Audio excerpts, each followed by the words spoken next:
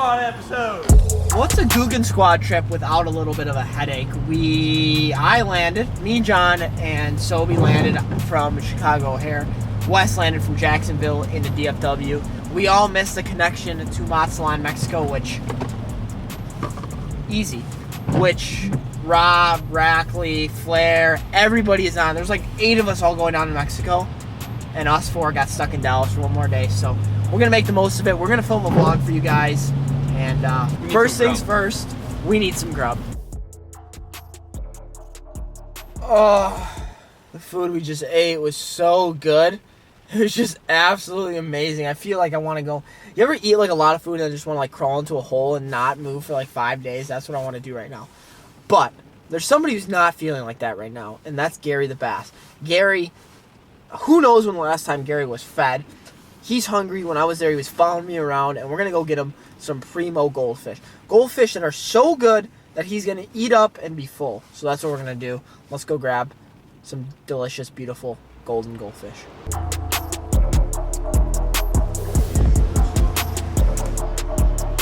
Hey, buddy. What's your name? London. 3.5. How are you? You happy? That's good. You know, I'm not really a cat guy. Even though that thing looks kind of cute, actually, it just looks like I don't know, like a dog will play fetch, a fish will swim around a tank. Like, what is the cat gonna do?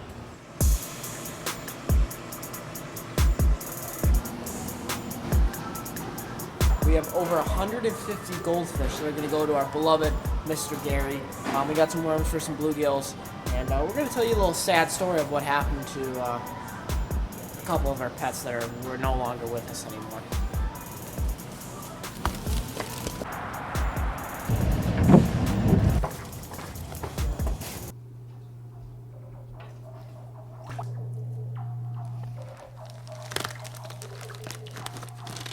Hey guys, welcome back. We're in the MTB crib now. This is our beautiful fish tank. If you guys haven't seen any of our feeding videos before, we have so many, and it's just so enjoyable to see Gary and all these fish kind of come together and eat these goldfish.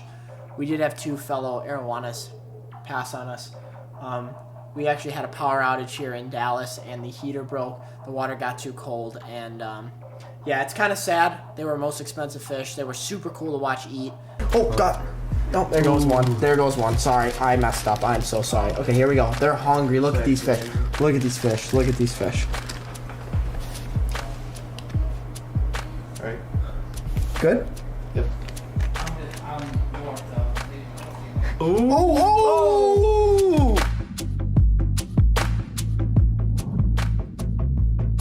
Gary's gotten the first 2.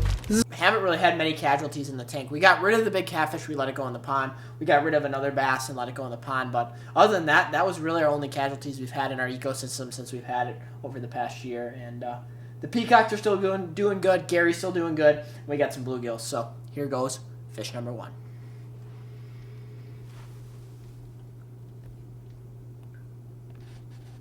Oh, baby! Just crushed it! They're so hungry, you could feed them on top water. Gary's been trained now. He literally will just absolutely devour any single object that moves in this tank. And here goes goldfish number 2.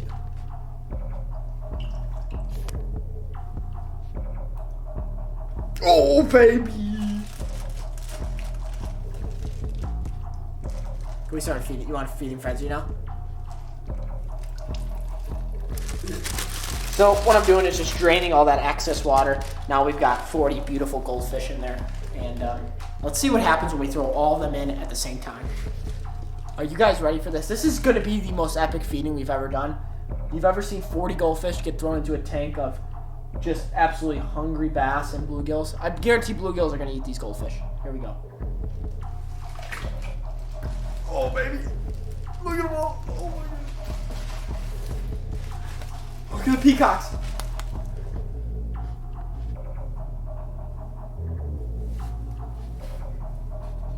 Oh my gosh, just destroying them.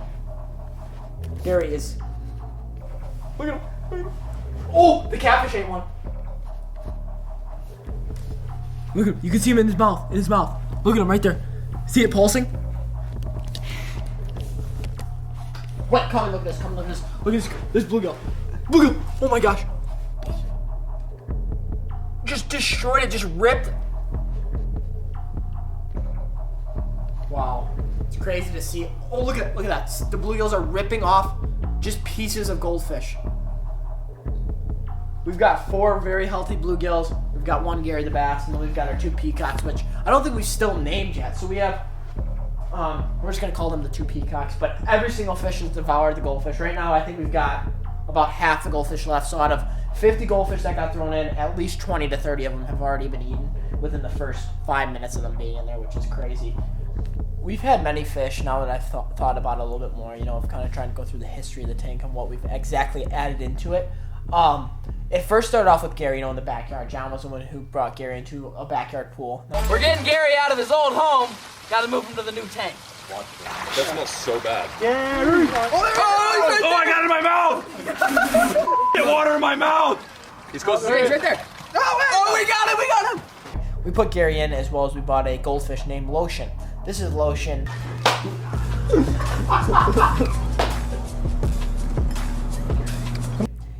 He lived a pretty sad life. He died within, I think it was a week or 2 of being in the tank. Lotion did not like being in a big aquarium with Gary. Gary flustered him. Gary tried to eat him multiple times, and at the end of the day, Lotion ended up getting sucked to the filter and dying.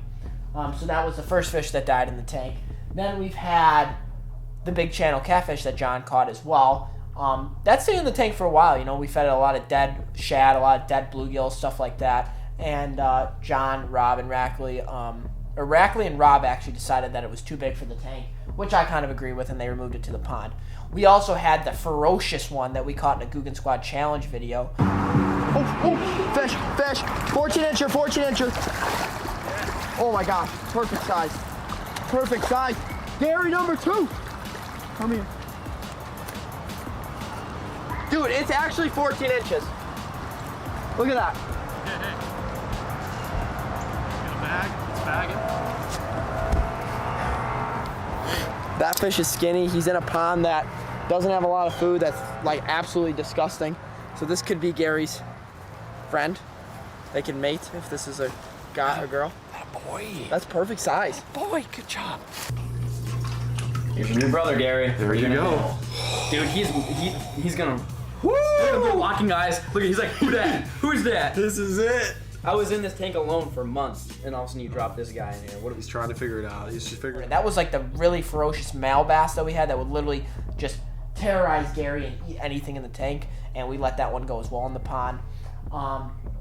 Then I think what we bought next was the catfish, which was the spotted tail catfish.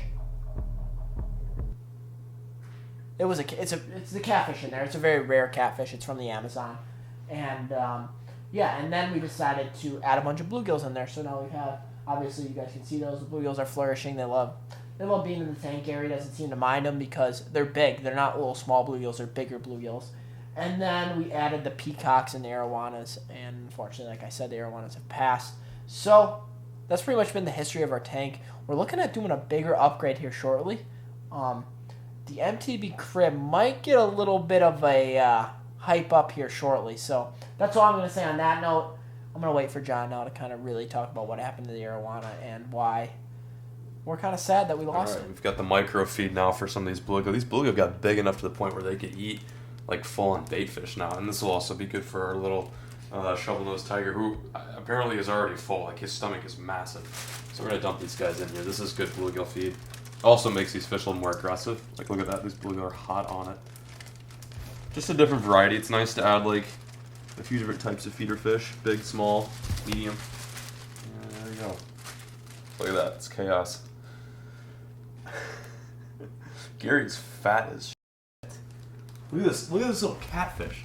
He's about to bust. He's gotten so big since we last bought him. The last of the food. We had to do this because we were leaving for Mexico. Well, we were supposed to leave today, but our flight it just got really figgitied up. So we gotta feed these guys while we're gone. We're only gone for like 4 days. Gotta keep them nice and full while we're away. Check that out, man. That's a lot of freaking goldfish. That should be enough. It's crazy. You'd think that'd be too much, but these guys plow through food. It is pretty much mental as to how much they eat. Him especially, Gary will just crush. It's pretty unfortunate about the whole arowana situation, but there's nothing you can really do about it. It's just a part of raising fish. You're going to lose some. You're going to have some that thrive in the ecosystem. You're going to have some that unfortunately don't thrive. In that case, it was the two arowana. They're also very peculiar fish. They move a lot.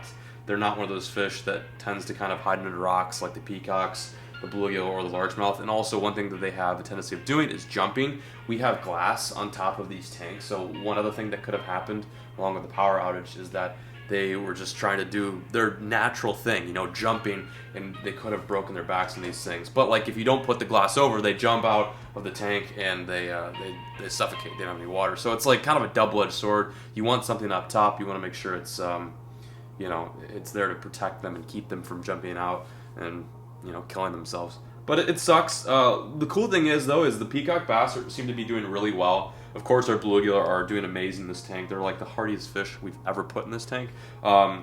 We removed the flathead catfish. He was getting way too big.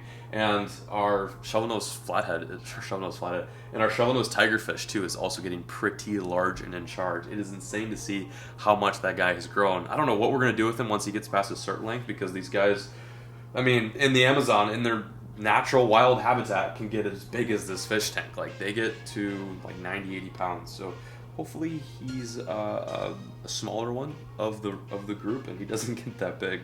But I'm pretty stoked to see how much. I'm pretty stoked to see how far this tank has come thus far. The ecosystem is looking pretty good.